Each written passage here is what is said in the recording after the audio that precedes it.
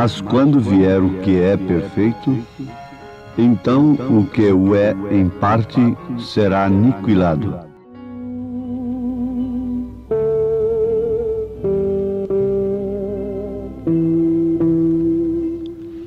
O amor é sofredor, é benigno. O amor não é invejoso. O amor não trata com leviandade. Não se ensoberbece, não se porta com indecência, não busca os seus interesses, não se irrita, não suspeita mal, não folga com a injustiça, mas folga com a verdade. Tudo sofre, tudo crê, tudo espera, tudo suporta. O amor nunca falha. Mas havendo profecias, serão aniquiladas. Havendo línguas, cessarão. Havendo ciência, desaparecerá. Porque em parte conhecemos e em parte profetizamos. Mas quando vier o que é perfeito, então o que é em parte será aniquilado. Ouvintes amados, a Bíblia nos fala sobre amor, em 1 Coríntios capítulo 13. Mas não é amor conhecido, este amor conhecido pelos homens.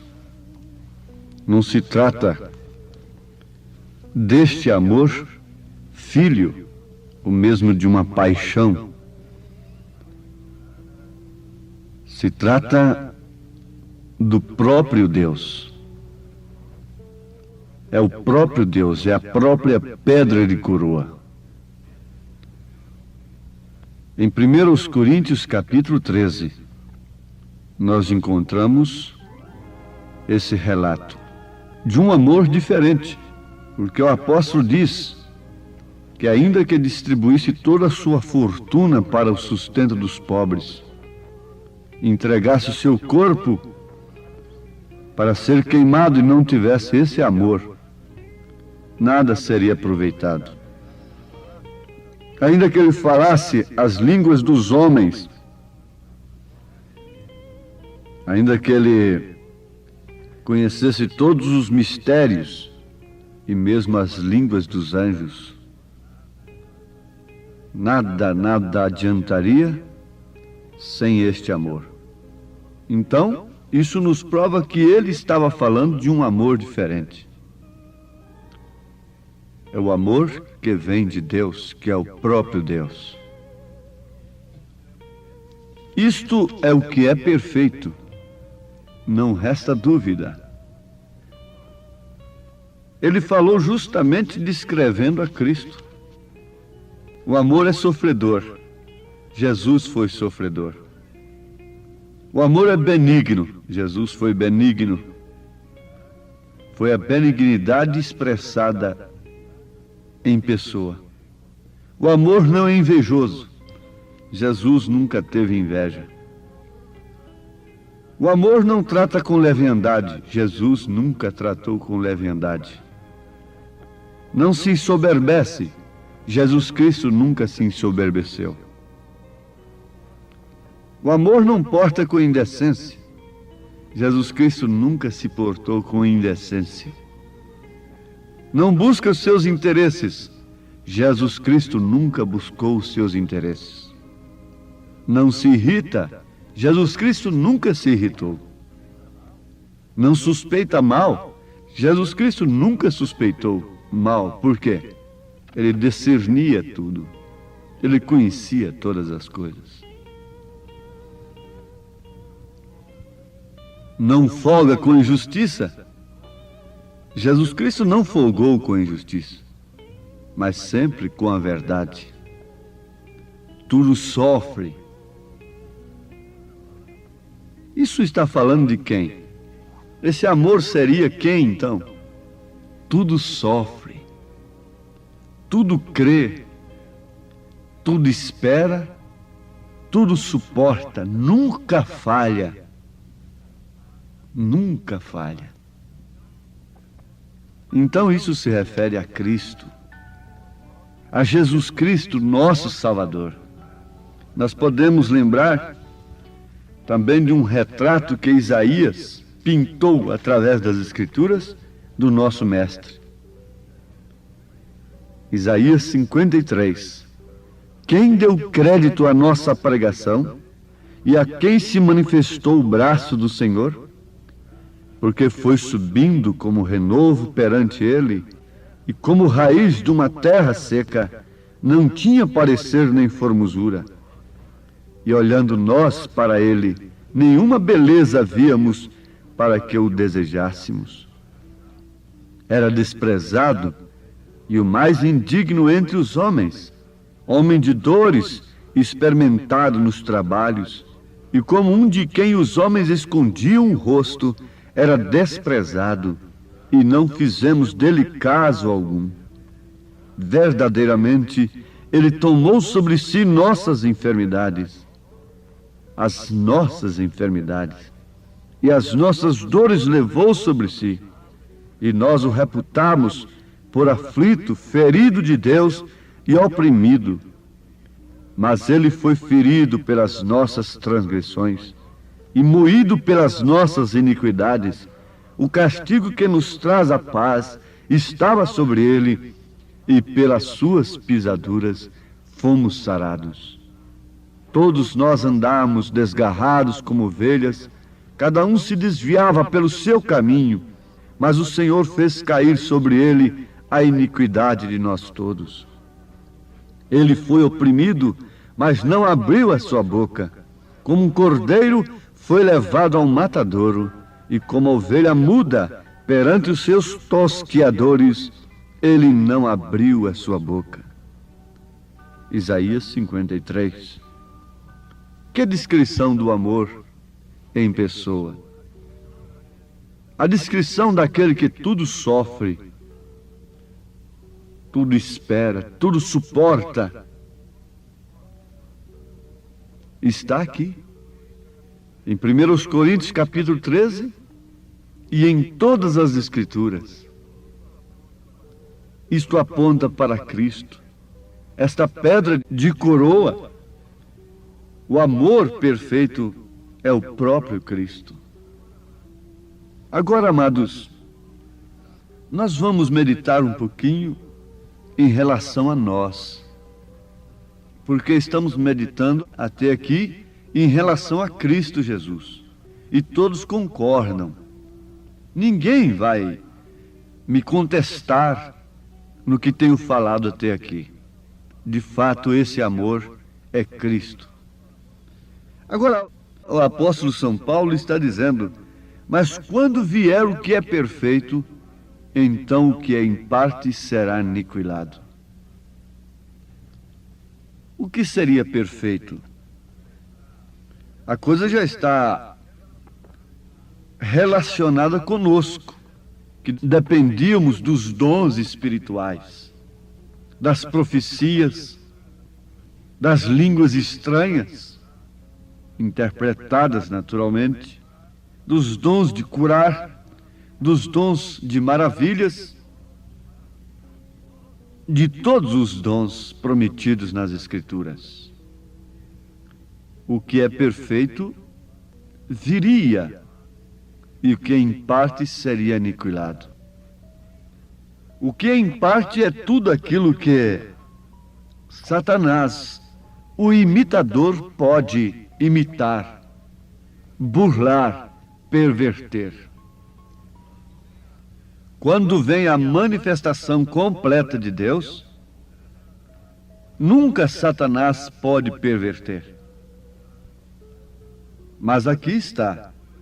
Quando Lutero foi levantado, ele pregou apenas justificação pela fé. E os filhos de Deus, os eleitos da noiva de Cristo, creram na sua mensagem e deram a sua vida por ela. Eles dormiram, mas Satanás veio e denominou aquilo. Logo, Deus levantou João Wesley com a santificação.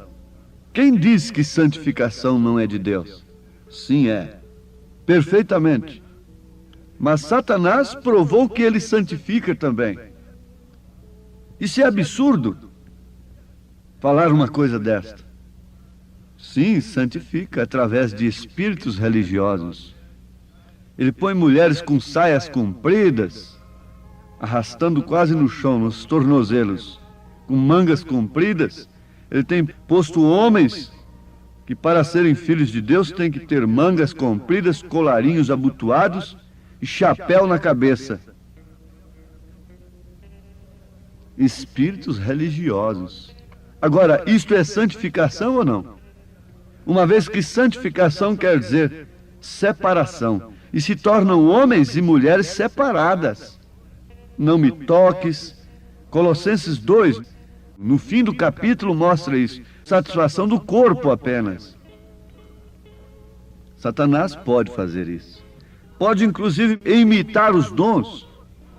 As pessoas podem curar os doentes, expulsar os demônios, sem se apartar da iniquidade. Os dons são dados sem arrependimento. Mas tem uma coisa: quando viesse o que era perfeito, tudo isso seria aniquilado. Tudo que em parte. Satanás não pode imitar o que é perfeito. Ele não pode imitar Deus em sua totalidade. Você pensa assim: apanhe uma nota e digam para você que aquela nota é falsa. Você que não entende do assunto, vai perguntar por quê? Então alguém tem que mostrar. O banco lhe mostra onde está a coisa falsa ali. Mas estava imitando. Imitando. E parece muito. O papel é igual. Tudo está igual. Mas sempre o falsário tem que deixar uma coisa que ele não dá conta de fazer, igual à original. Sempre tem. Sempre tem que ter uma coisinha que dá a diferença. Constatou a diferença, então é o suficiente para o governo declarar: esse dinheiro é falso. E a diferença não é muito grande. A diferença é pequena e quase não é vista. Somente aqueles que entendem é que podem mostrar depois para o povo onde está o falso ali naquela nota. Então o falsário pode imitar, mas não iguala. Há uma propaganda que diz assim: imitada, mas nunca igualada.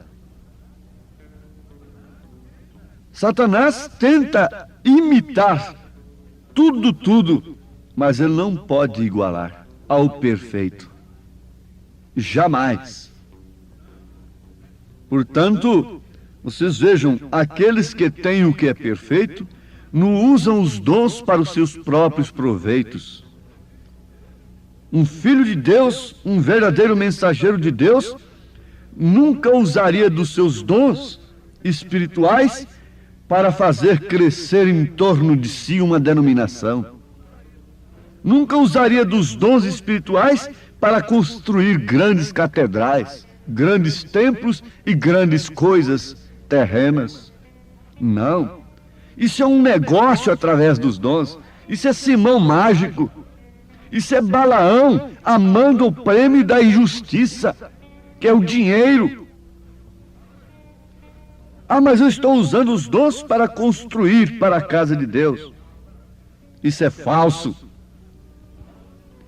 Os dons genuinamente usados pelo Espírito Santo nunca podem ser revertidos em dinheiro. Nunca podem ser revertidos em dinheiro. Mas antes de você receber uma cura, você tem que dar 2, 3 ofertas numa só reunião.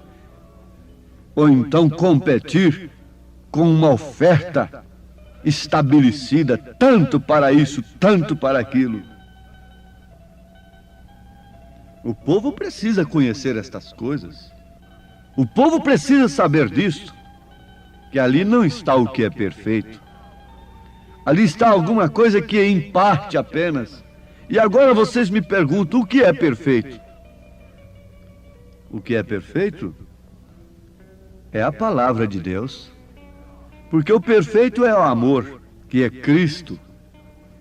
Não esse amor entendido pelos homens, de dar saquinhos de arroz ou de feijão para os pobres. Não é isto.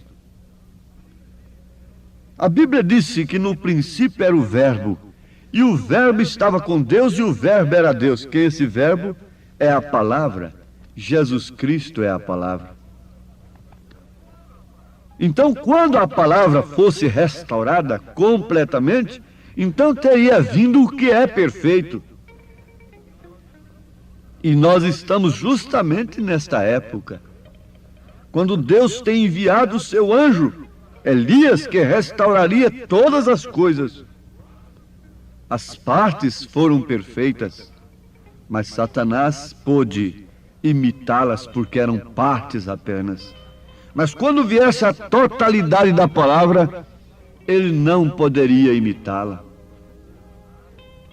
Amados, agora somos filhos de Deus, e ainda não é manifestado o que havemos de ser, mas sabemos que quando ele se manifestar, seremos semelhantes a ele, porque assim como o veremos.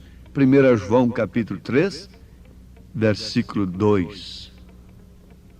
Ah, sim, mas sabemos que quando ele se manifestar, isso compreende somente a aparição de Jesus Cristo? Não, uma vez que ele é a palavra, é quando esta palavra fosse manifestada, revelada aos filhos de Deus. Mas quando Jesus foi manifestado em pessoa, os religiosos reconheceram-no? Não. E por que não reconheceram-no? Porque não reconheceram as escrituras que eles tinham nas mãos, que testificavam justamente dele. Então, não reconhecendo a palavra, não reconheceram aquele de quem a palavra testificava. E é o mesmo que acontece agora. Ninguém espere a aparição de Jesus Cristo nas nuvens e subir e encontrar-se com ele, a menos que possa ver a sua vinda através de sua palavra. É a restauração deste reino, é a restauração do domínio de Deus sobre o homem aqui na terra, ainda sobre a mulher. Esse domínio ele exerce através da sua palavra. Oh, que Deus os abençoe, que Deus faça resplandecer esta luz, este sol, sobre vós todos, e que cada um possa identificar a vinda de Cristo, identificando a sua palavra, em nome de Jesus Cristo. Amém.